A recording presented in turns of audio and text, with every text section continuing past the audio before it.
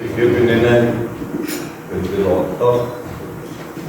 Bugün bilgi temsilcilerin Илья Бутугак, Михаил Фомич Николаев, Илья Мустамович, Türkiye Birliği'nin doğruluk lideri Михаил Фомич Николаев, Амур'un bir sahanın oltucu olduğundan erteleri, yolundakine bütün mağdur yollarının yerleri, İnnikar tüver çöl, İnnikar tüver şiddetler olduğun diye bağısanağının yerleri nonudur. Onun бастакы президентігі Уруй Айкал Болыс.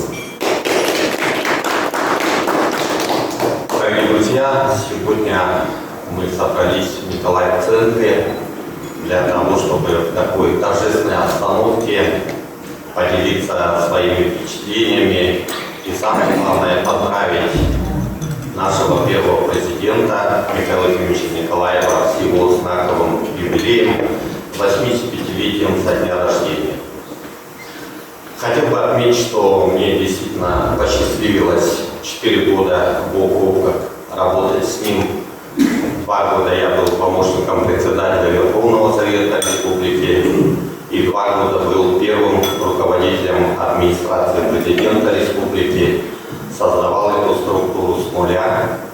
Ну и хочу отметить, что это были интереснейшие времена, очень ответственный период, когда мы вместе создавали Вторую Республику. На самом деле Михаил Ефимович 17 декабря 1989 года был избран председателем Президиума Верховного Совета Республики 11 созыва. Потом в апреле 90 года мы впервые провели альтернативные выборы в состав Верховного Совета 12 созыва. В тот же период он был избран народным депутатом РСФСР.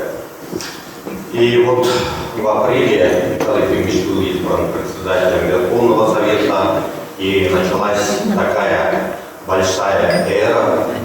Среди самых значимых событий я бы отметил принятие декларации о государственном суверенитете нашей республики, где была подтверждена приверженность развития нашей республики в составе обновленной Российской федеративной государственности, о том, что республика берет на себя всю полноту государственной власти.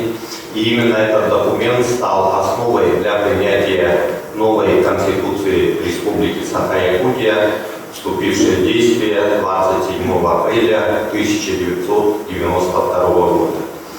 Помимо этого, Михаил Ефимович был инициатором подписания федеративного договора от 31 марта 1992 года. Я считаю, что этот документ является государствообразующим. Он сохранил целостность и единство Российской Федерации на новом этапе его развития. И особо подчеркну, что в этот же день Якутия в единственном числе подписала соглашение по экономическим вопросам. Далее, 25 ноября 1992 года республика подписала с правительством Российской Федерации соглашение о разграничении собственности. Я хочу отметить, что эти 2 документа являются фундаментальными и дали основу для развития бюджета республики. Хочу особо выделить вклад и предвидение будущего Михаила Ефимовича, когда он создавал акционерную компанию «Алроса». Это был очень такой длинный путь, непростой путь, но он добился именно при поддержке первого президента России Бориса Николаевича Ельцина создания этой компании, которая сегодня является бюджетообразующей, главной бюджетообразующей компанией. Конечно же, как спортсмен я хочу отметить его выдающийся вклад и проведение в честь столетия современных Олимпийских игр в 1996 году в городе Якутске первых международных спортивных игр «Дети Азии», которые сегодня проходят под патронатом Международного Олимпийского комитета. как человек, который в течение 30 лет возглавляет Ассоциацию национальных видов спорта и игр народов Якутии, я хочу отметить, что мы развили и привнесли в 21 век игры наших предков, сделав из них замечательные, очень востребованные виды спорта. Только на примере масс-рестлинга я могу отметить, что сегодня это общий мировой спорт. В составе Международной федерации масс-рестлинга сегодня присутствуют 52 страны со всех 5 континентов планеты. Мы очень рады тому, что решением главы республики Айсена Сергеевича Николаева медицинскому центру присвоено имя Михаила Ефимовича Николаева. Ну и в заключение я хотел бы отметить, что Михаил Ефимович – это главный архитектор всех наших побед и свершений. Я хочу отметить, что в последующем его великое дело продолжили Вячеслав Анатольевич Туров, Егор Афанасьевич Борисов и сегодня продолжает Айсен Сергеевич Николаев.